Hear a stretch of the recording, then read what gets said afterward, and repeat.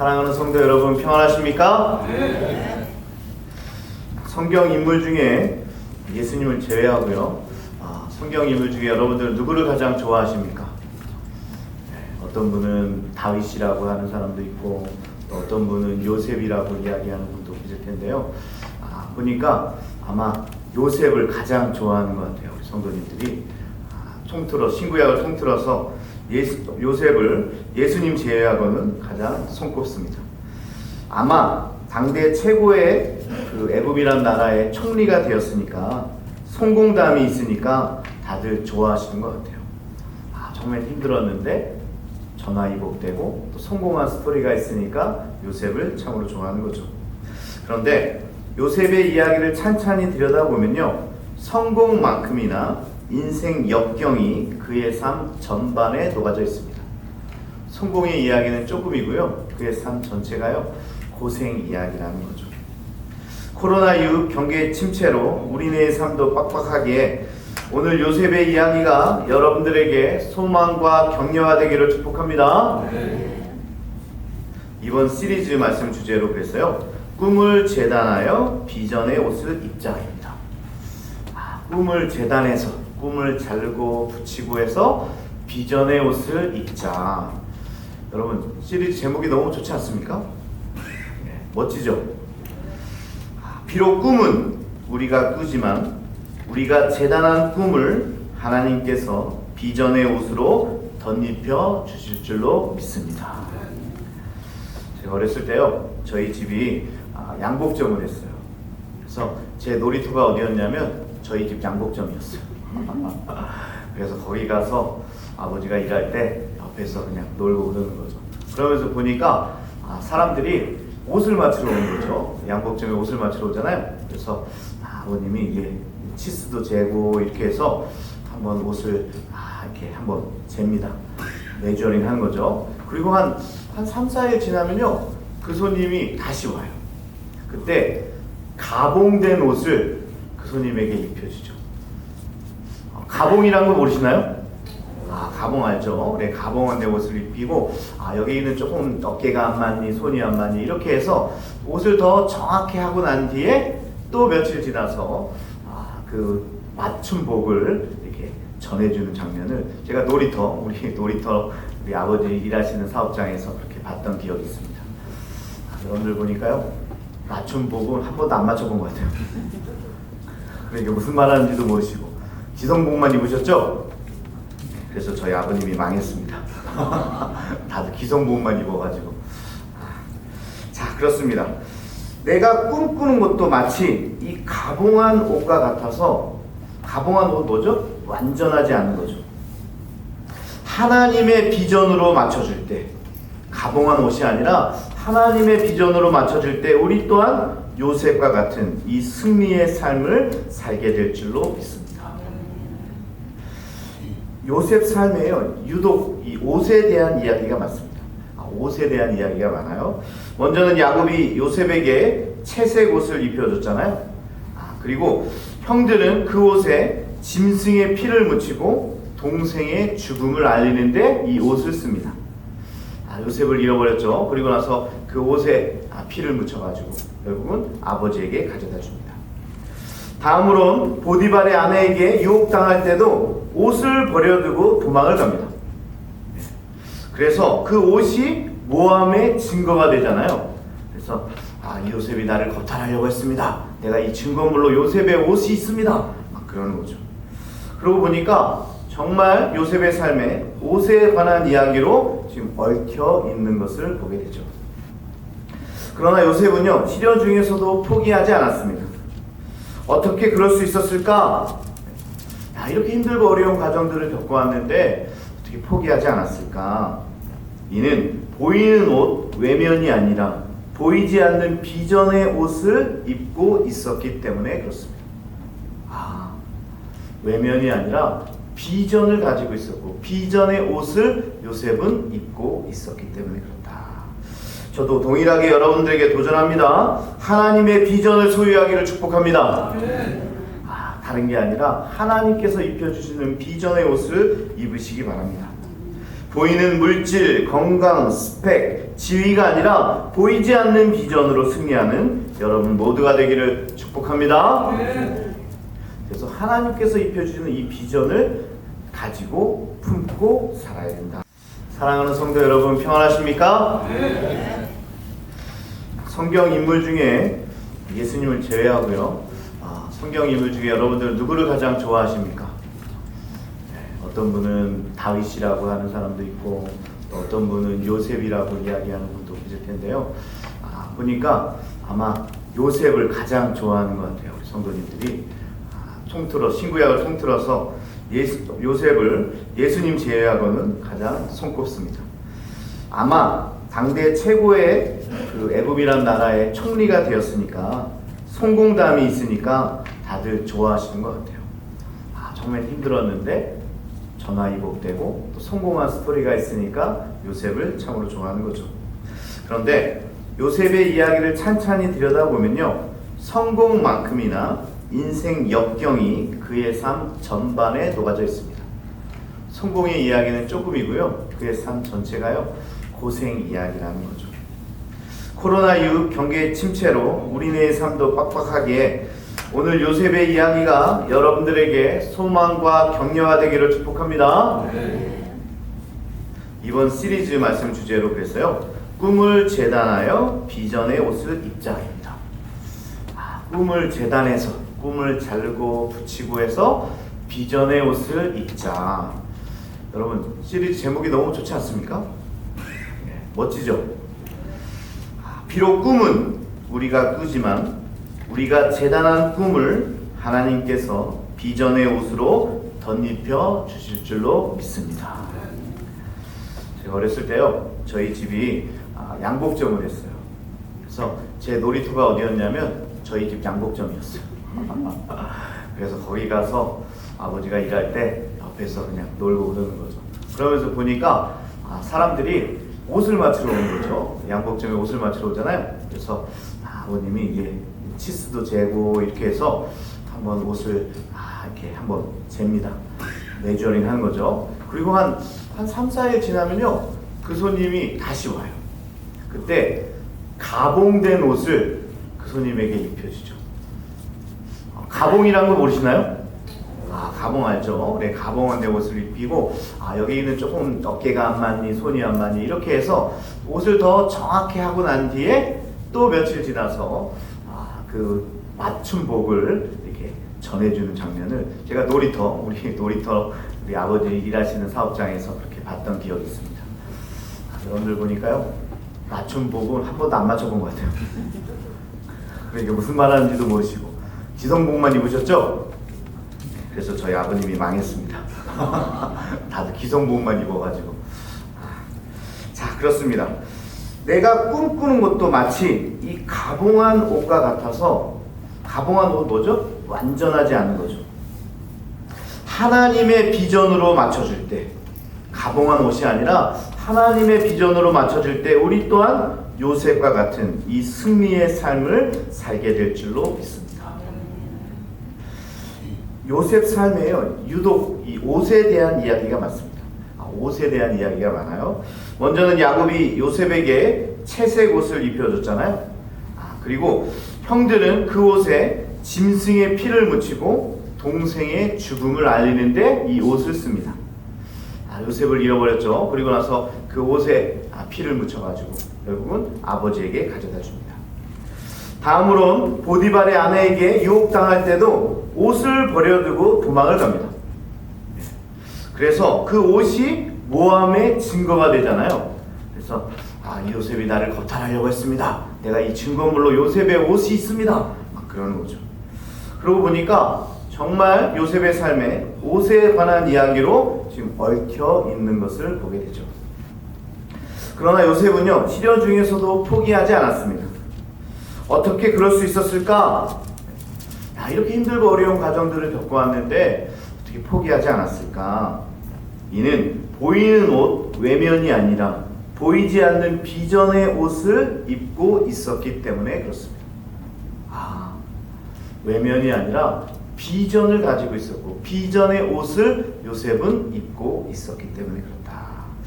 저도 동일하게 여러분들에게 도전합니다. 하나님의 비전을 소유하기를 축복합니다. 다른 게 아니라 하나님께서 입혀주시는 비전의 옷을 입으시기 바랍니다. 보이는 물질, 건강, 스펙, 지위가 아니라 보이지 않는 비전으로 승리하는 여러분 모두가 되기를 축복합니다. 그래서 하나님께서 입혀주시는 이 비전을 가지고 품고 살아야 된다. 요셉처럼 비전의 옷을 입으면요, 고난 중에도 쓰러지지 않게 되죠. 왜냐? 이 비전의 옷은 내 앞에 현실을 바라보는 게 아니라 눈을 들어서 하나님께서 내게 하실 일을 보게 되기 때문에 그런 거예요. 왜 비전의 옷을 입으면 쓰러지지 않는가? 내 앞에 현실, 지금 내 상황을 보는 것이 아니라 앞으로 하나님께서 하실 것을 바라보는 거예요. 이 비전이라는 게 뭐예요? 보는 거잖아요. 보잖아요. 그래서 비전을 가지고 있으면요, 환경을 보는 사람이 아니라 하나님께서 어떻게 하실지 그것을 보게 된다는 겁니다. 하나님은 결국 이 요셉을 애굽의 총리로 이스라엘을 구원하는 민족의 지도자로 만들어 주신 거죠. 이제 앞으로 어떻게 이 비전을 성취해 가는지 이제 오늘 본문으로 한번 들어가 보겠습니다. 오늘은요, 요셉의 꿈 이야기입니다. 요셉이 꿨던 꿈이죠. 먼저 가족 내의 상황을 한번 살펴보도록 하겠습니다. 요셉이 형들하고 같이 지내고 있는데요, 형들이 조금이라도 잘못하면 쪼르륵 가가지고 누구한테 가요? 아버지한테 가가지고 보고를 했습니다. 그냥 보고보다는요, 고자질을 한 거죠. 여러분, 혼내는 사람보다요, 옆에서 편드는 시누이가 더 밉고요, 뭐라 하는 사람보다 옆에서 고자질하는 사람이 더 얄밉잖아요. 그쵸? 옆에서 누가 막 거드는 사람, 그 사람이 더 얄미운 거죠. 근데 그게 누구였어요? 요셉이었어요. 2절 하단부에 보니까 요셉이 그가 그들의 잘못을, 형들의 잘못을 아버지에게 말하더라. 전에 그냥 지나쳤던 말씀인데요, 오늘 다시 보니까 그들의 잘못이란 단어에 마치 이 복선처럼 느껴집니다. 그들의 잘못, 이 복선이라는 거죠. 후에 형들은 실제로 요셉을 팔아버리는 돌이킬 수 없는 잘못을 저지르고 맙니다.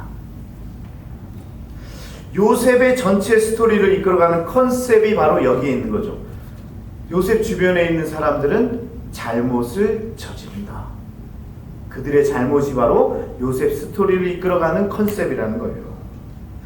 요셉의 삶에서 그들의 잘못은 형에게서 끝나는 것이 아니라 보디발 아내의 모함, 떡 굽는 간원장의 배은망덕 등 계속적으로 등장합니다. 한 요셉처럼 정말 선하게 사는데 주변에 있는 사람들이 정말 악하게 구는 거예요. 정말 그들의 잘못으로 인해서 요셉이 정말 어려운 길을 가게 되는 거예요. 여러분, 얼마나 억울할까요? 나는 정말 착하게 살려고 해. 나는 정말 좋게 살려고 하는데 옆에서 악을 자꾸 저지르는 거예요. 옆에서 자꾸 힘들게 하는 거예요. 내 잘못도 아닌데. 그런데요, 우리 좋으신 하나님은 그 잘못을, 그 악을 내버려 두지 않으시고 선으로 바꿔서 하나님의 크신 계획을 이루어갔다는 겁니다. 할렐루야. 여러분, 그러니까요, 혹시 누가 모함하거나 누가 나를 어렵게 하거나 막 오해되는 일을 막 하더라도요, 걱정하지 마세요. 그의 잘못을 하나님께서 선으로 바꿔주실 줄로 믿습니다. 우리의 삶도 마찬가지예요. 우리를 넘어뜨리는 그들의 잘못은 도처에 깔려 있어요. 이 요셉만 그런 것이 아니라 정말 선하게 살려고 해도요, 그들의 잘못은요, 어디 가나 도처에 깔려 있어요. 그냥 이 세상이 그런 삶이에요. 피해갈 수 없어요. 그러나 세상이 헤아려 했으나, 원수가 넘어뜨리려고 했으나 악을 선으로 바꾸시는 하나님께서 우리를 지키시고 구원하심을 여러분 믿으시기 바랍니다. 그 악보다 크신 하나님께서 우리를 지키고 계심을 여러분 믿으시기 바랍니다. 아무리 세상이 나를 힘들고 어렵게 하고 쓰러뜨리려고 하고 막 힘들게 해도요, 우리 하나님께서 악을 선으로 바꿔주신다는 거죠. 3절은요, 야곱이 여러 아들보다 요셉을 더 사랑했다고 이야기하고 있고요, 4절에서는 형들이 아버지가 편애하는 것을 보고 요셉을 미워하여 편안하게 요셉에게 말할 수 없었다라고 전하고 있습니다. 자, 어떻게 돼요? 이 가정 가운데요, 야곱이 요셉을 너무나 사랑하니까 어떻게 돼요? 그 가정 안에 갈등이 생기게 되는 거죠. 형제 간의 갈등도 여기서 일어나게 됩니다. 여러분 어떻습니까? 평범한 가정입니까? 어떻게 평범해 보입니까? 아니죠. 야곱의 편애함으로 가족 간의 갈등이 계속적으로 쌓여가고 있는 겁니다. 자, 그렇다면 아버지 야곱은 왜 요셉을 편애했을까요? 왜 하필 요셉만 그렇게 사랑했을까요? 나이 들어서 나서 그럴까요? 네, 우리 할아버지가 되보면 손주, 손녀들 보면서 그거 보면서 좀 행복하다고 하시던데 나이가 들어서 나서 그런가? 근데 아니죠. 왜냐하면 사랑하는 라헬이 어렵게 낳아준 아들이 바로 요셉이기 때문에 그렇습니다. 라헬이 낳아준 아들. 그래서 야곱이 요셉을 더 사랑했다는 거죠. 자, 그런데요, 누구는 태어날 때부터 사랑을 받고 누구는 그렇지 못한다고 한번 생각해 보십시오. 이거는요, 내가 어떻게 바꿀 수 있는 게 아닙니다. 태어나 보니까 사랑을 받고 있어요. 태어나 보니까 사랑을 받지 못하고 있어요. 여러분, 이렇게 억울한 게 어디 있어요? 형들 입장에서 보면요, 정말 억울한 측면도 분명히 있습니다. 안 그래요? 여러분, 사랑만 받고 자라오셨나요? 태어났는데 나는 두 번째예요, 나는 세 번째예요. 이렇게 억울한 일이 어디 있을까요? 여러분들도 아시다시피 제가요, 딸 하고 아들이지 않습니까? 무슨 말인지 모르시는 분도 계시네요. 제게 누나가 4명이나 있습니다. 아들 낳으려고 그렇게 고생하신 거죠. 딸. 그리고 그렇게 낳은 아들이 접니다.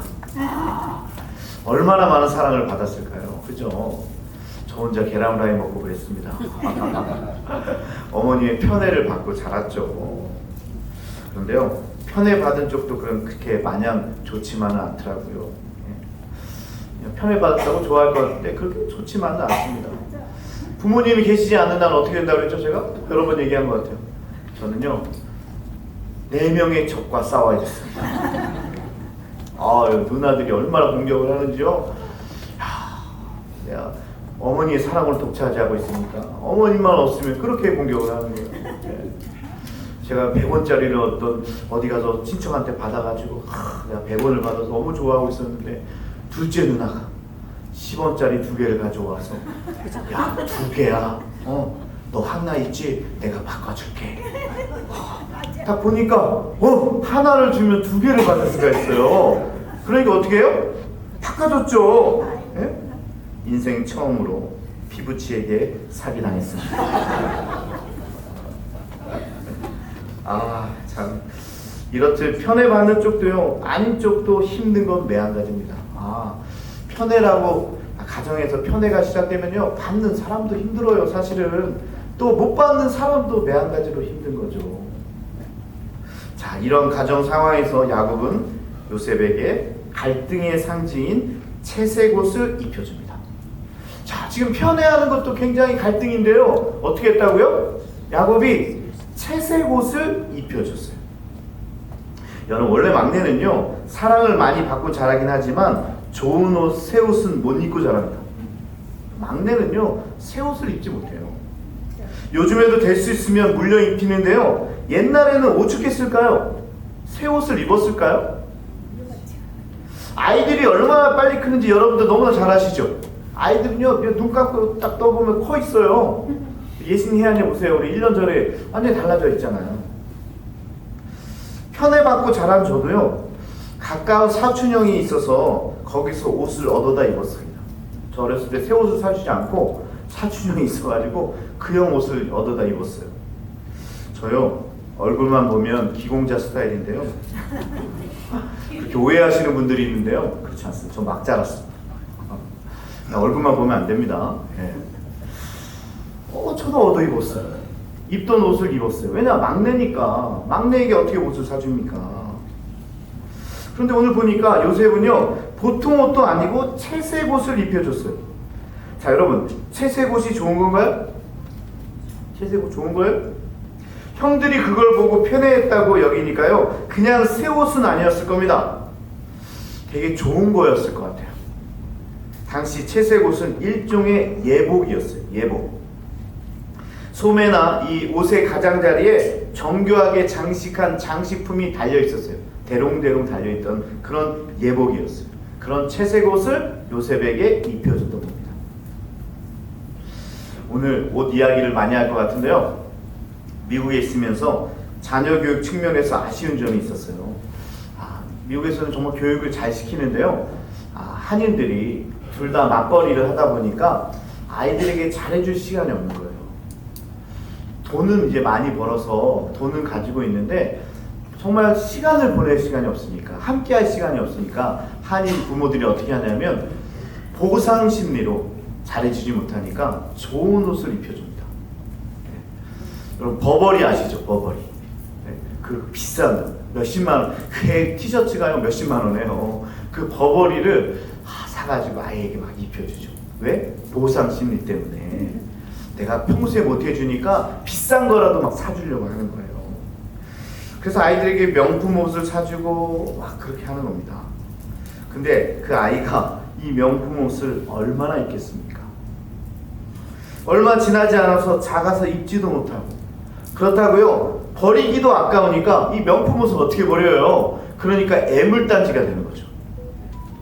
비싸니까 싸구려면 막 다른 사람한테 주겠는데 비싸니까 남에게 주지도 못하고요. 입는 게 아니라 이런 옷들은 모셔두는 겁니다. 나중에 보면요, 옷장에 아이들의 좋은 옷들만 남아있는 거예요. 주지도 못했고 입지도 못하고 이제 어떻게 처분할 수도 없는 거죠. 여러분, 비싸더라도 명품을 쓰는 이유가 뭡니까? 왜 우리가 좋은 걸 사나요? 이는요, 오랜 내구성을 가지고 있기 때문 아닙니까? 변함없이 오래 쓸 수 있으니까 조금 돈을 더 주더라도 비싼 거를 사는 거잖아요.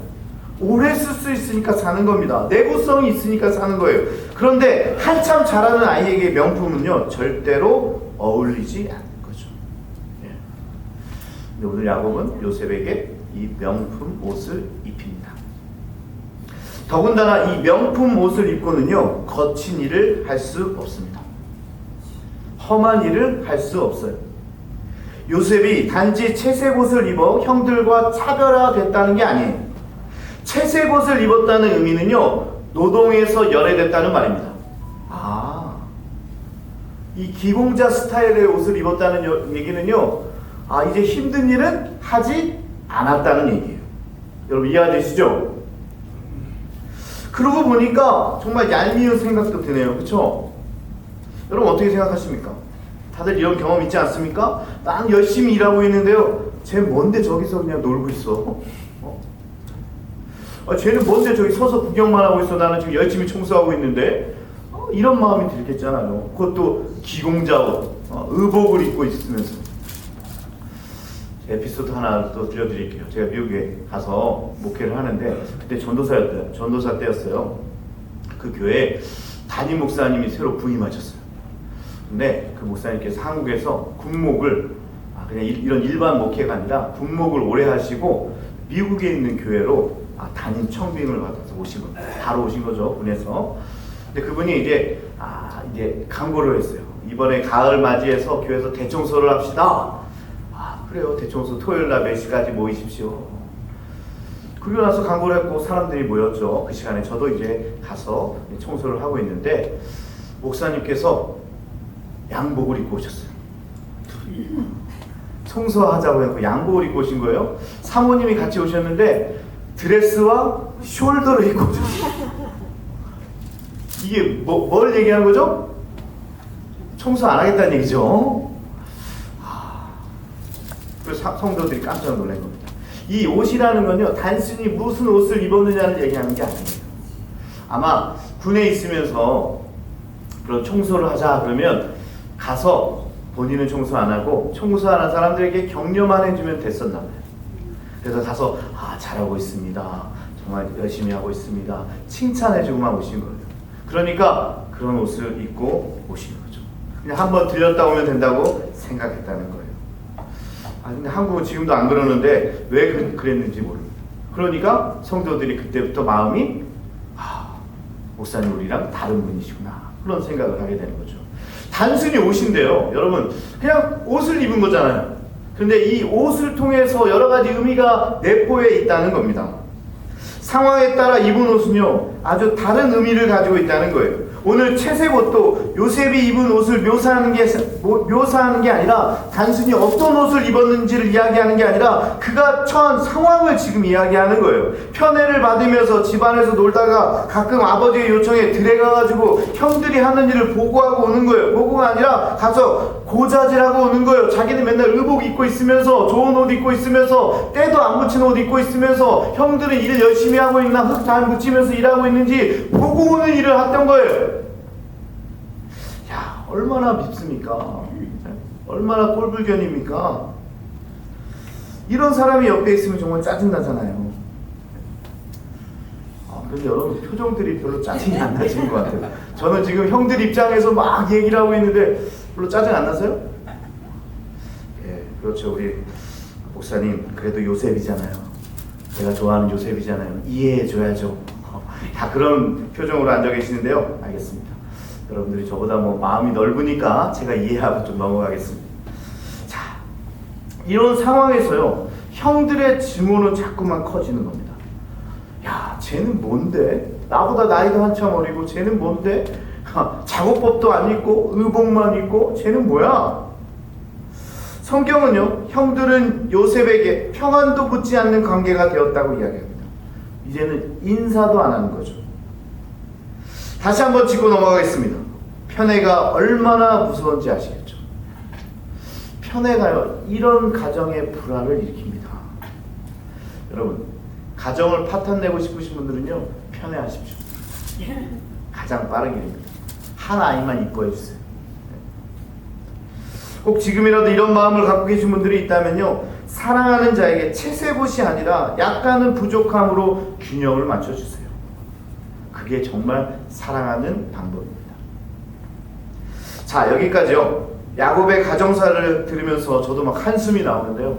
야, 어떻게 가정교육을 이렇게 할까? 어떻게 하나만 이렇게 예뻐할까? 자, 그런데요, 이 상황에서 하나님은 요셉으로 하여금 꿈을 꾸게 합니다. 꿈을 꾸게 해요. 두 가지 꿈이 나오잖아요. 볕단이 형들이 자기 볕단을 보고 절을 한다. 해와 달과 별이 자기에게 절한다. 뭐 이런 꿈들을 이야기하는 거죠. 자기가 꿈을 형들에게 자랑합니다. 요셉이. 주변에 꼭 이런 분 있지 않습니까? 듣고 싶지도 않은데 막 자랑을 옆에서 하는 거예요. 말리고 싶을 때도 있는 거죠. 좀 그만 좀 해. 근데 요셉이요, 얼마나 미워 죽겠는데 이 형들 앞에 그냥 작은 형 내가 꿈꿨는데 말이야, 형들의 볕단이 나를 저라. 네, 8절에 아니나 다를까 그의 꿈과 그의 말로 말미암아 그를 더욱 이어가게 됐다. 형들의 화를 돋구었다라고 이야기합니다. 전 여기서 의구심이 하나 들더라고요. 왜 하나님은 하필 요셉에게만 이런 꿈을 주셨을까? 그럼 어떻게 생각하십니까?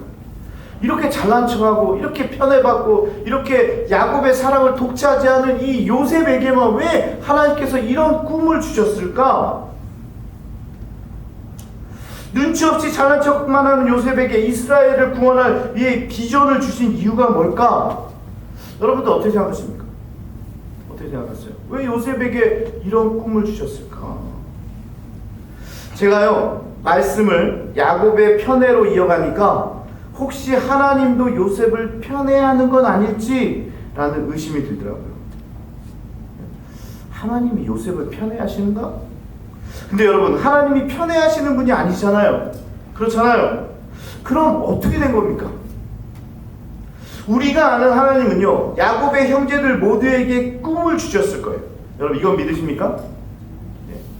요셉만이 아니라 그 형제 모두에게 하나님은 꿈을 주셔요. 그런데요, 유독 요셉만이 꿈을 비전으로 품었다는 거예요. 이게 가장 중요한 차이입니다. 이게 너무나 중요한 이야기예요. 요셉만이요, 꿈을 비전으로 품었다는 겁니다. 우린 이를 비전으로 잉태했다라고 이야기하는 겁니다. 꿈을 비전으로 잉태했다. 잉태했다는 표현이 뭔가요? 곱씹었다는 말입니다. 품었다는 말입니다. 놓치지 않으려고 가슴 깊이 간직했다는 말이에요. 그냥 꿈으로 지나가는 게 아니라, 하룻밤 꿈으로 넘어가는 게 아니라, 하나님께서 왜 내게 이런 꿈을 주셨는지 마음에 품었다는 거예요. 비전으로 삼았다는 거예요. 그것을 잉태했다고 이야기하고 있는 겁니다. 저는요, 순진해가지고 결혼하면 곧 애가 생기는 줄 알았어요. 그래서 드라마에 보니까 하룻밤 사고를 쳤더니 아이가 턱 하고 생기더라고요. 그래서 그냥 결혼하면 애가 생기는구나. 근데 제가 살아보니까요, 잉태하는 게 얼마나 힘든지 알겠더라고요. 잉태라는 건요, 정말 끈기와 인내가 필요한 겁니다. 전요 12년이 걸렸어요. 우리 첫째 아이가 나오는데 12년이 걸린 거죠. 여러분, 하나님께서 주시는 꿈은요, 보편적인 은혜입니다. 누구나 다 받을 수 있는 거죠. 그러나 그 꿈을 하나님의 비전으로 잉태한다는 것은 다른 이야기라는 거예요. 잉태해야 되는 겁니다. 오늘 시리즈 주제인 꿈을 재단하여 비전의 옷을 입는다. 이게 바로 그 의미를 담고 있는 거예요. 비전의 옷을 입는다는 건요, 꿈을 그냥 지나쳐버리는 것이 아니라 내 가슴 깊이 잉태하는 거예요. 품는 거예요. 곱씹는 거예요. 내가 삶을 살아가면서 하나님께서 내게 주신 이 비전대로 살아가려고 노력하는 거예요. 그 비전을 품고 비전대로 살아간다면 결국 비전이 그 사람에게만 주어지는 특별한 은혜가 된다는 것입니다. 할렐루야. 하나님이 다 주셨는데 그것이 특별한 은혜가 되기 위해서는 내가 그것을 비전으로 품어야 한다는 말이에요. 여기 계신 모든 분들이요, 하나님의 비전을 잉태하기를 축복합니다. 비전이 여러분들의 삶을 움직이게 할 거고요, 보편적인 은혜가 여러분들에게만 주어지는 특별한 비전이 될 줄로 믿습니다. 그냥 은혜가 아니라 여러분들에게만 주어지는 특별한 은혜, 그것이 여러분들의 비전이 될 거예요. 어떤 분이 이야기합니다. 나는 원래부터 집이 가난해서, 공부를 많이 못해서, 능력이 없어서, 이미 실패해서 못한다고 얘기해요. 여러분, 그렇지 않습니다. 못한다고 하지 마십시오. 어떤 분들은요, 저희 교회가 3기 신도시를 놓고 쓰임받는 교회가 되겠다고 비전을 선포하니까 콧방귀를 킵니다. 야, 니네가 무슨 대형교회도 아니고 니네가 뭘 할 수 있어. 야, 주변에 대형교회가 얼마나 많은데. 여러분, 하나님을 가볍게 보지 마십시오. 우리의 능력이 아닙니다. 하나님께서 주시는 비전이에요. 하나님께서 하실 일이에요. 우리 교회는요, 3기 신도시 교회 중에서도 으뜸이 될 겁니다. 여러분, 믿으시기 바랍니다. 가장 훌륭한 교회 될 겁니다. 하나님께서 우리 성산교회 주신 비전임을 믿고 우리 성도들이 작지만 우리 강력한 우리 공동체가 이 마음을 비전으로 품으면 우리가 3기 신도시가 완성될 때는 우리 교회가 어마어마한 일을 감당할 줄로 믿습니다.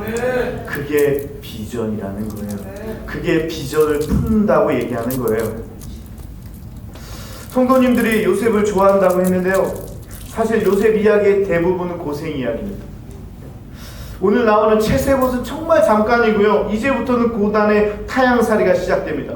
이젠 정말 힘든 이야기밖에 없어요. 하지만 요셉이 진정 요셉이 될 수 있었던 근본 이유는요, 바로 하나님께로 받은 이 비전이, 이 꿈이 하나님으로부터 받은 이 비전이요, 요셉 가운데 품어졌기 때문에 놀라운 일들을 해나갈 수 있었다는 거죠. 어떤 분들은요, 비전을 받으면 바로 삶이 윤택해지고 평탄해지는 길이 열릴 거라고 생각하는데요, 사실 그렇지는 않습니다. 비전은요, 고난의 터널을 지나야만 완성되는 것을 여러분 믿으시기 바랍니다. 이제 비전을 받았어요. 하나님의 뜻을 안게 되었어요. 그러면 그 다음부터 막 인생이 막 풀리는 게 그런 게 아니라요, 오늘 요셉의 삶을 보면요, 비전을 받았는데 그때부터 삶이 꼬이기 시작해요. 그때부터 삶의 고난이 찾아오기 시작해요.